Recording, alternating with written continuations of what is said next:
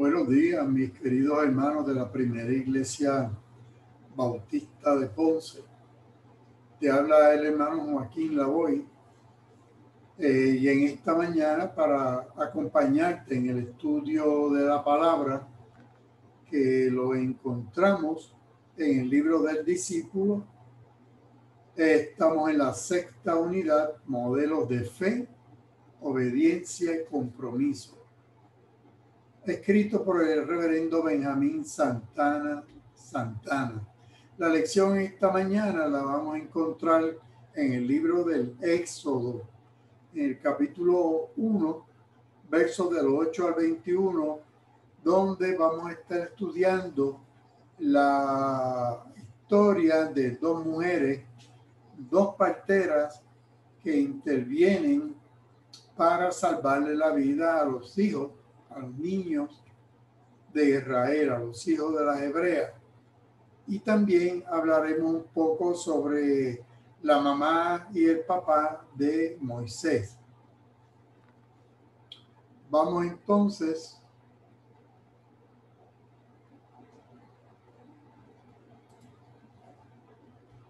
a comenzar la lección. Primero que nada, el libro del Éxodo es el segundo libro de la Biblia y cuenta la salida del pueblo de Israel de la esclavitud egipcia. Éxodo es la forma latina o latinizada de éxodos, que quiere decir salida, que es como aparece en la edición griega, la Septuaginta. Así que es la salida. La fecha de este libro se piensa que se escribió alrededor de 1445 años antes de la era cristiana, antes de Cristo. Vamos primero a comenzar por el Génesis, el capítulo 47. Busca tu Biblia. Génesis 47:6 dice: ahí tienes la tierra de Egipto. Ese es el faraón hablándole a José. Haz que tu padre y tus hermanos habiten en la tierra de Gosén. Y si sabes que entre ellos hay hombres capaces, ponlo a cargo de mis ganados. La tierra de Gosén es esta parte en el norte de Egipto, el mar Mediterráneo. Aquí el canal de Suez está en esta área de aquí. Esto es una representación de José y su padre Jacob.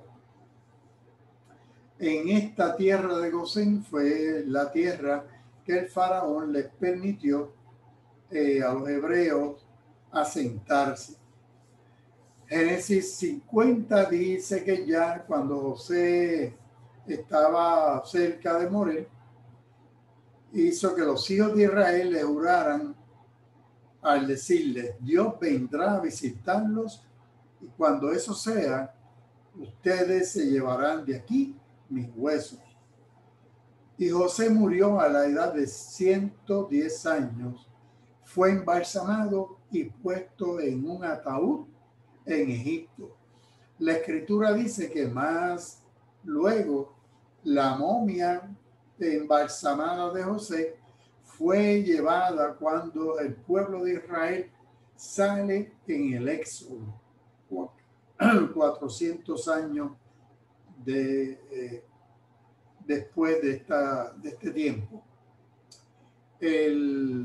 La carta a los hebreos, el Nuevo Testamento nos dice en Hebreos 11:22 que por la fe, cuando José murió, anunció la salida de los hijos de Israel y dio instrucciones en cuanto a qué hacer con sus restos mortales. En otras palabras, José está en el pabellón de la fama, como decimos, de la fe, junto con otros como Abraham, Sansón, etcétera, David, porque José por fe sabía que Dios iba a llevarse su pueblo de allí y lo iba a llevar a la Canaán, aunque pasaran 400 años. En el tiempo que vivieron en Gosén, en Egipto, se levantó esta ciudad, se llama Avaris. Avaris era la capital del reino egipcio en ese tiempo. Y luego Ramsés II mandó a construir esta Ramesés, esta con el nombre de él, sobre la ciudad de Avaris. Avaris sirvió como la capital hicsa. Los hicsos eran un pueblo semítico y por un tiempo gobernaron en Egipto. Avaris fue reconstruida por Ramsés II y le dio el nombre de Pi-Ramesés. Pues allí, en ese sitio, las excavaciones han encontrado estas estructuras, se han excavado, se ha encontrado lo que parece ser un palacio, pero que ese palacio tiene 12 columnas. Y no tan solo eso, en el patio hay 12 tumbas y una de las tumbas tiene la forma piramidal que usaban los egipcios solamente para enterrar un alto dignatario. Se piensa por muchos arqueólogos que este pudo haber sido donde estuvo enterrado José, embalsamado y lo pusieron en esta tumba. Esto es en Avaris, que luego pasó a ser Pi-Ramesés. Allí se encontró esta estatua, una estatua que tiene el doble o el triple de la estatura de un hombre. La estatua es de piel clara, pelo rojizo, que no es lo típico del egipcio, y con una túnica de colores, como la que Jacob le regaló a José. Ven la túnica y se piensa, y de hecho no se encontró ningún esqueleto aquí. Así que los huesos fueron removidos de allí en un momento dado. Si hubiera sido saqueada, los saqueadores lo que se llevan son las cosas de valor. En las tumbas saqueadas se dejan los esqueletos, los huesos y todo. Pues aquí no había nada. Y en la Cisjordania, en Siquem, allí hay un monumento, esto que está aquí, que se piensa que es la tumba y se reconoce como la tumba de José, que la momia de José fue llevada y enterrada en ese lugar. Dice Éxodo capítulo 1, verso 1, que es la lección esta mañana, que Israel se multiplicó en Egipto de una forma maravillosa, de una forma milagrosa, como Dios le había prometido a Abraham.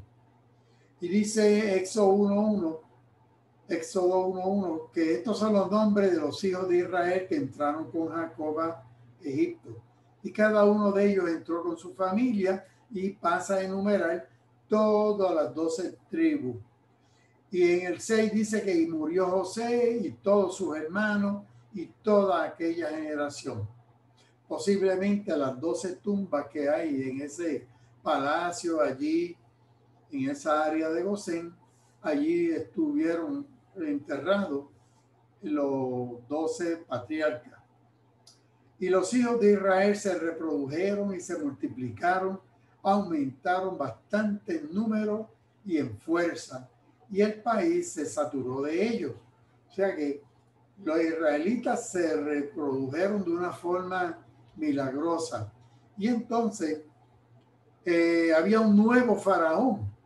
Ya no es el faraón amigo de José, el que había dado la tierra de Gosén para que los israelitas se establecieran.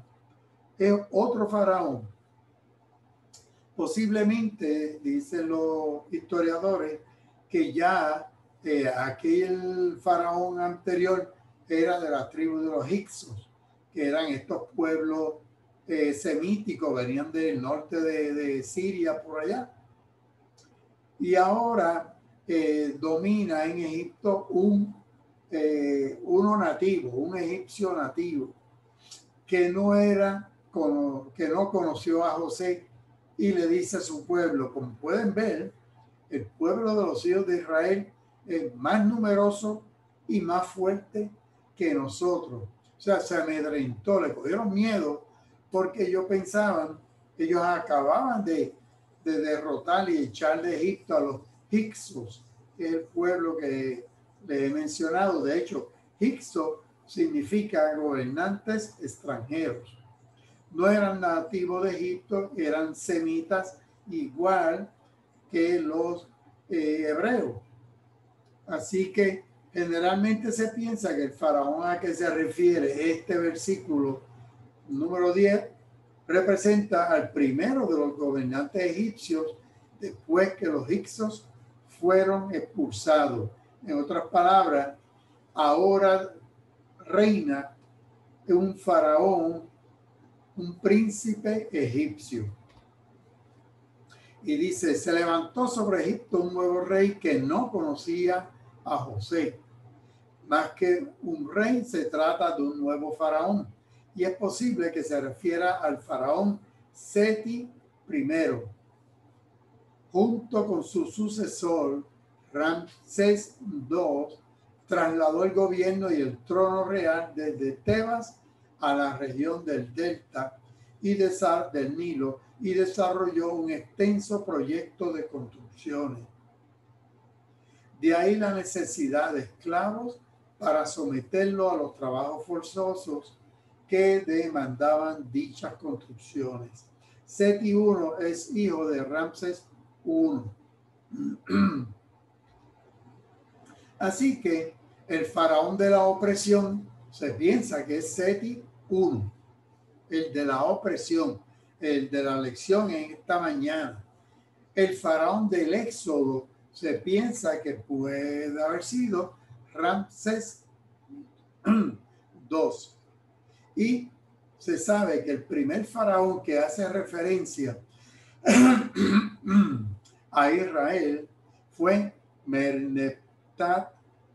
Y este Merneptah, hay una piedra que hace referencia a los israelitas. Es la única referencia. Porque, por ejemplo, aquí tengo este grabado donde está Ramsés II y estos son los pueblos subyugados, estos son esclavizados. Mira cómo los cogen por la cabeza aquí. Y esta es, mira qué grande Ramsés, qué pequeño se ven estos pueblos. Esta es otra estatua de Ramsés II. Esta es la estela de Merneptah. Esta es la estela de este faraón. Está escrita en una piedra de basalto negro, donde se puede leer: Israel ha sido arrasado y su descendencia no existe.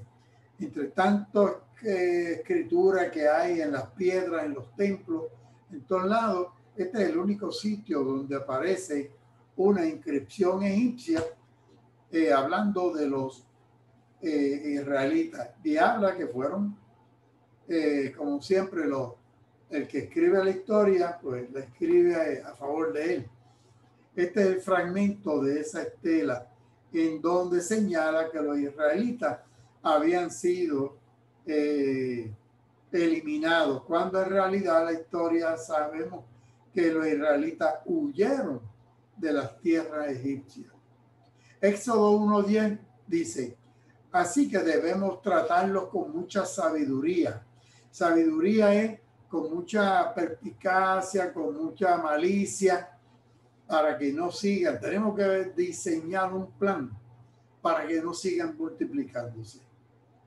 Puede suceder que en caso de una guerra, ellos también se alíen con nuestros enemigos, peleen contra nosotros y se vayan del país. Así que el faraón no quería que los hebreos se fueran. ¿Por qué? Porque los necesitaban mano de obra para las construcciones de estas ciudades. Necesitaban a esos esclavos para para su mano de obra.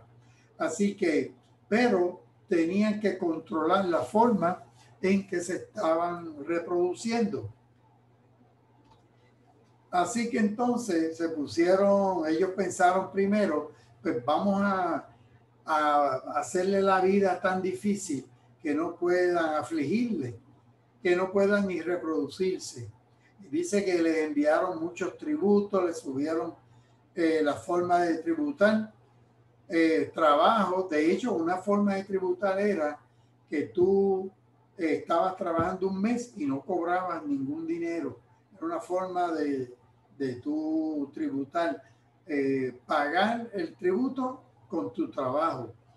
Así los israelitas construyeron para el faraón Pitón y Ramesés, que eran ciudades donde se almacenaban alimentos y donde vivían también se podían las cortes de faraón, palacios, etcétera.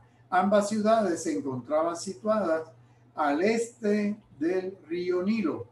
Si vemos en este mapa, este es el mar Mediterráneo, esto es Egipto, al norte de África. Este río Nilo, al este del río Nilo, están estas dos ciudades, Pitón y Pi-Ramesés. Aquí, luego en Sucor, estaban los israelitas y por aquí es que cruzan el Mar Rojo, porque esto es parte del Mar Rojo, todo esto.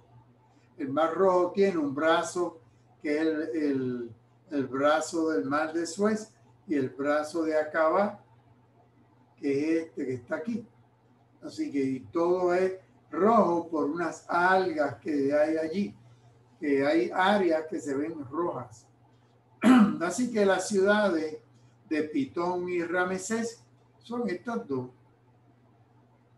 Allí precisamente es Gosén, que allí es que los pusieron a trabajar a los israelitas. Esta es la ruta del éxodo en realidad. De aquí salieron hasta el monte Sinaí y luego hasta Jericó y conquistar Canaán. Esta es una pirámide que nos señala cómo estaba la sociedad egipcia, ¿verdad? El faraón arriba, los nobles, soldados, los escribas, comerciantes, los artesanos y por último los esclavos que hacían el trabajo fuerte, el trabajo de construcción. Y aquí tenemos a los israelitas. Esto es Gosén. Aquí está este es el Bajo Egipto con Memphis como capital y el Alto Egipto con Tebas como capital. Aquí está el famoso templo de Karnak, el de Luxor. Así que, y el río, hoy por hoy aquí hay una represa que ayuda a producir energía eléctrica para Egipto. Hoy por hoy, en esta área acá, estará el Cairo, el Mar Rojo con sus dos brazos, el Golfo de Acabá y el Golfo de Suez. De una vista de las pirámides de Egipto, ¿verdad? Estas son las más antiguas, por eso son estas pequeñitas, luego están las gigantes estas. En el verso 12 de ese capítulo 1, dice que mientras más los oprimían, más taxes, más trabajo, más se multiplicaban y crecían, de modo que los egipcios sentían más temor de los hijos de Israel. Por eso los egipcios entonces sometieron a los hijos de Israel a una cruel servidumbre. Los empezaron a tratar cada día peor, cada día más, de una forma más negativa. Y en el verso 14 nos dice que les amargaron la vida, le hicieron la vida de cuadritos y sin piedad los obligaban a hacer barro y ladrillos y todas las labores del campo y toda clase de trabajo pesados. Y entonces, a pesar de todos esos trabajos, el pueblo de Dios, por la protección y la bendición de Dios, se seguía reproduciendo. Y entonces el rey de Egipto habló con Cifra y Fuá, que son las dos mujeres dos de las tres que vamos a hablar en esta mañana. Estas eran parteras de las hebreas y les dijo: cuando ustedes ayuden a las hebreas en sus partos, fíjense en el sexo. Si es un niño, mátenlo. Y si es una niña, déjenla vivir. Esa fue la otra forma que se le ocurrió al faraón para controlar el pueblo de Israel. Cifra y Fúa pueden haber sido hebreas, pero también pueden haber sido egipcias. No se sabe. Pero sí, la obstetricia estaba bien regulada en Egipto y habían grupos, y posiblemente Cifra y Fúa eran supervisoras. Las parteras pueden haber sido egipcias asignadas a las mujeres hebreas. Sin duda, las dos mujeres nombradas eran jefas de una organización de parteras, porque dos parteras no podían atender a todo Israel. Mira los nombres, el significado hermoso que tienen. Cifra, el nombre de Cifra significa elegante, hermosa, brillo. Y Fúa, brillar, brillo. Así que estas dos mujeres brillan en la historia, no tan solo de Israel, en la historia bíblica, sino para nosotros como cristianos. Nos traen esta mañana la historia de estas dos mujeres valientes que no quisieron seguir las órdenes del faraón. El faraón trató de eliminar a los hebreos, no pudo, haciéndolo trabajo forzoso, haciéndole la vida imposible. Pero ahora se le ocurrió de matar a los varoncitos y le ordenó a estas mujeres que llevaran a cabo ese plan tan macabro. En la Biblia también nos habla de otros partos, ¿verdad? Además dice Génesis 25, nos habla de el parto de Isaac y Rebeca, los hijos de Isaac, Rebeca. El parto de Rebeca, donde nace Esaú y Jacob, donde Jacob se le agarra del talón a Esaú. Por eso le llaman el suplantador, lo quiso suplantar. Luego Esaú le vende la primogenitura, porque nacer primero era bien importante en ese tiempo.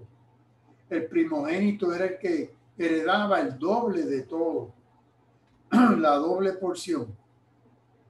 También nos habla Génesis 35, la muerte de Raquel cuando dio a luz a Benjamín. Raquel, la mamá de José y de Benjamín. Dice que la partera pensó que no iba a haber problema, pero que el parto fue difícil. Dice que hubo trabajo en su parto. Hay otro parto también narrado en Génesis de otro gemelo. Este es el caso de Judá y Tamar. Eso es Génesis 38. Tamar, recuerden que es la nuera de Judá y que lo engaña, sale embarazada de él porque él no le había cumplido, enviando por la ley del levirato, tenía que enviarle los hijos y no lo había hecho. Dice que al momento del parto, cuando nacieron los gemelos, la partera ató un hilo de grana y dijo: este salió primero, pero rápidamente ese bebé metió la mano para adentro y salió el otro, que es Fares. Así que entonces Fares es el primogénito, vamos a decir. Luego salió el que tenía en su mano el hilo de grana y su nombre es Sara. Así que entonces es curioso, ¿verdad? Cómo no.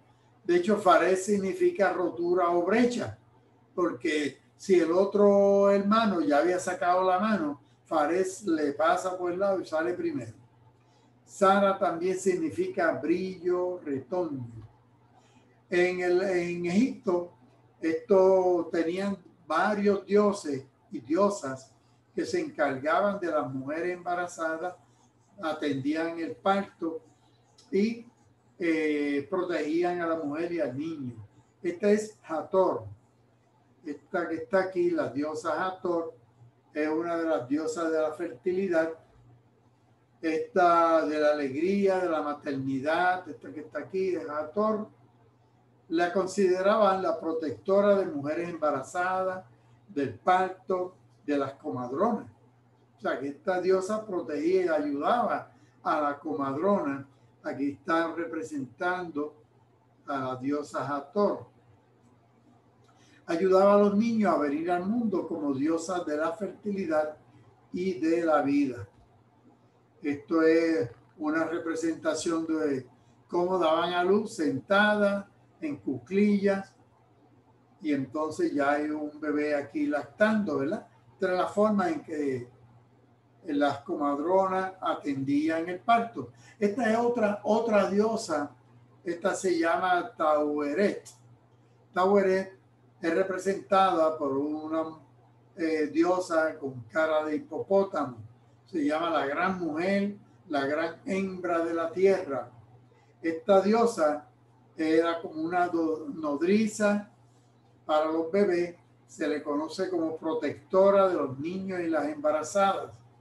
Gracias a, tiene cara de hipopótamo, manos y pies de león. Gracias a ese aspecto tan hostil, la facultad para espantar a los genios malignos. Esa era la idea de que protegía a la mujer y a los niños. Así que era otra diosa. ¿Ves? Esta estatua de esta diosa Taweret está en el templo de Amun-Ra en Karnak, con la cara de hipopótamo y embarazada. ¿Ves? O sea que tiene un vientre de una mujer embarazada. Así se daba a luz en Egipto, sentada. Esto es la diosa Hathor. En el momento de esto de la época de los Ptolomeos, en el Museo del Cairo se encuentra esta pieza.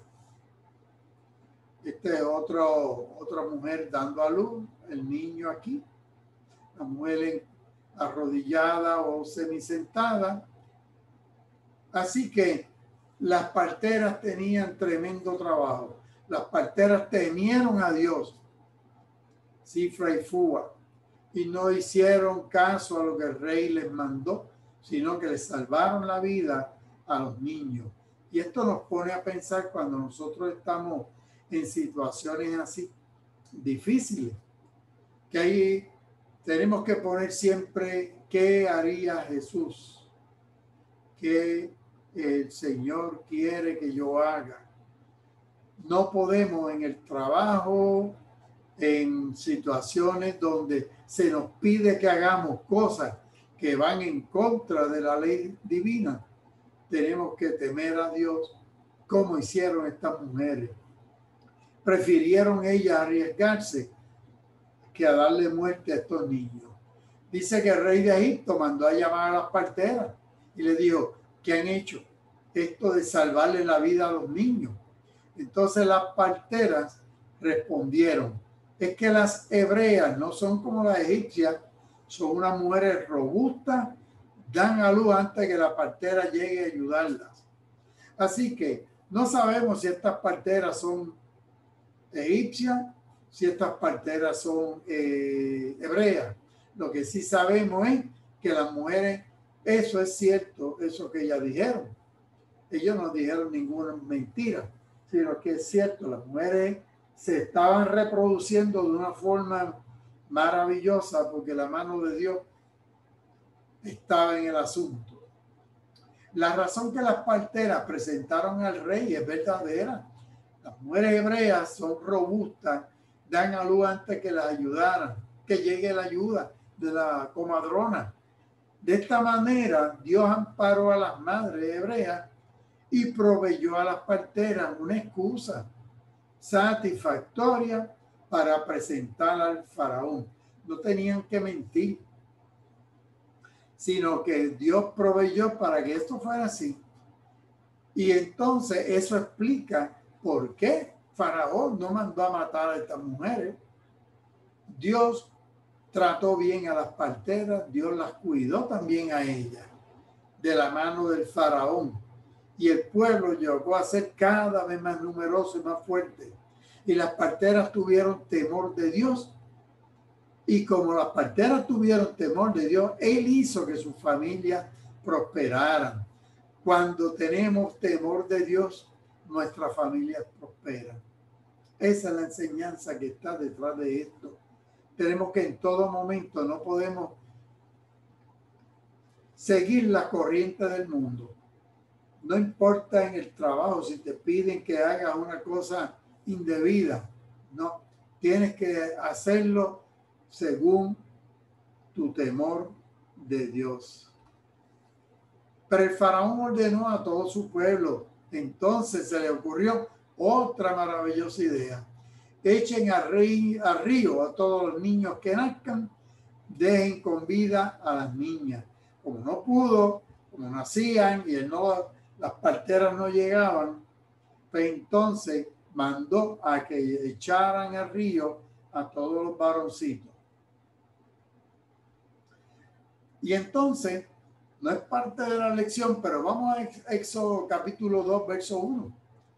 Dice que el nacimiento de Moisés, dice que un hombre de la familia de Leví fue y tomó por esposa una descendiente de Leví. Fíjense que los dos son de la tribu de Leví. Por eso es que entonces Aarón, Moisés son sacerdotes. Que concibió, dio a luz un hijo. Al verlo tan hermoso, lo mantuvo escondido. ¿Cómo lo logró? Pues no nos dice la Biblia. Éxodo capítulo 6, fíjense que estamos en Éxodo capítulo 2. Éxodo capítulo 6, más adelante, nos dirá que Amirán, que es como se llama este hombre de la tribu de Leví, tomó por mujer a su tía Jocabed. Hay textos que dicen que es a su prima. El asunto es que estaban emparentados y eso no es nada raro en esta época, en donde se cruzaban mucho las familias y más los judíos que querían mantener la raza de ellos pura. Y dice que la cual dio a luz a Aarón y a Moisés. Fíjate que no nos menciona a Miriam aquí, a María, ¿verdad? Mariam, sino a Aarón y Moisés, los varones. Y Amirán llegó a vivir 137 años. Sin embargo, el libro de los números sí nos dice que la mujer de Amirán se llamaba Jocabed, hija de Leví, le nació a Leví en Egipto y que fue la madre de Aarón, de Moisés y de María. Jocabed significa Dios es gloria, Dios es honorable. Y Amirán significa pueblo exaltado. Tan es así que entonces ambos, Amirán y Jocabed, están también junto con José, junto con Abraham, junto con David, Sansón, en la lista de los héroes de la fe en Hebreos capítulo 11. En el verso 23 dice que por la fe, o sea, la fe de estos dos levíticos, de estos dos levitas, perdón, de Amirán y Jocabed, esos primos o los tíos o como fuera.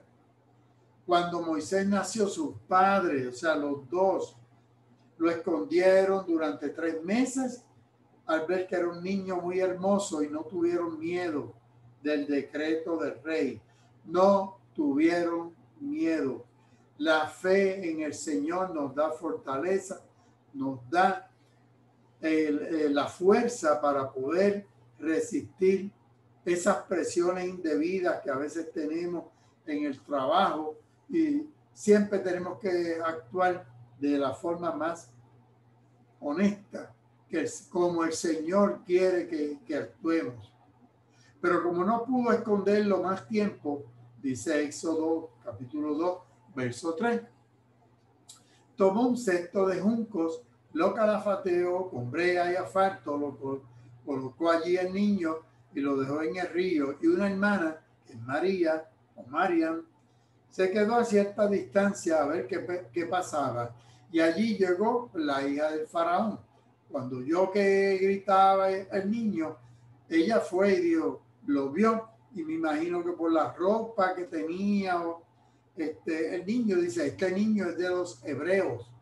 Otras palabras, este es de los que hay que tirar al río. Y entonces la hermana del niño dijo entonces a la hija del faraón, debo ir y llamar una nodriza hebrea para que críe este niño por ti, porque la hija del faraón, dice el verso 6, le tuvo compasión, se apiadó del nene que estaba llorando. Y la hija del faraón respondió, sí, ve. Entonces la joven fue y llamó a la madre del niño, que era su mamá. Y la hija del faraón le dijo, llévate al niño, críalo por mí, le dice entonces a Jocabed.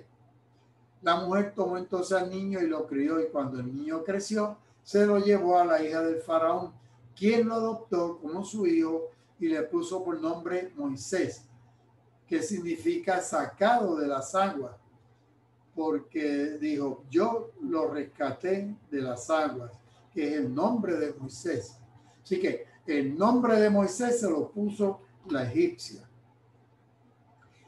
Dice en el verso 23 que después de mucho tiempo murió el rey de Egipto y los hijos de Israel gemían, clamaron a Dios, y por causa de su esclavitud su clamor llegó hasta Dios. Ramsés tomó el poder en Egipto y estableció esta dinastía. Su hijo Seti I, que es el padre de Ramsés II, son los que este Ramsés II es el faraón del Éxodo según los datos bíblicos y arqueológicos. Esta es la momia de ese faraón, de la momia de Ramsés II, que se cree por muchos expertos que este fue el faraón del Éxodo. El Éxodo ocurre por aquí, cruzan el Mar Rojo en esta área y van hasta el Sinaí, los 40 años, luego llegan. En el Antiguo Testamento el nombre en hebreo es Mar de los Juncos o Mar de las Cañas, porque esta área aquí hay muchos juncos o cañas, que es de donde se obtiene el papiro. O sea que aquí lo que es un terreno pantanoso, y por esos terrenos pantanosos de allí cerca del Golfo de Suez es que cruzó el pueblo de Israel. Mar de las Cañas o Mar de los Juncos. En el griego es que dice Mar Rojo o Mar Bermejo. Claro, al traducir la Biblia pues, al latín y luego al español, al inglés, etcétera, se ha quedado Mar Rojo, pero en hebreo es Mar de Juncos o Mar de las Cañas, no Mar Rojo. El Mar Rojo tiene parte del Océano Índico, tiene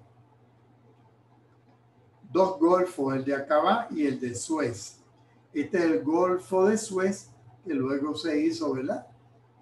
Hace 50, 60 años atrás, el canal de Suez aquí, y el Golfo de Aqaba. Son parte de este Mar Rojo.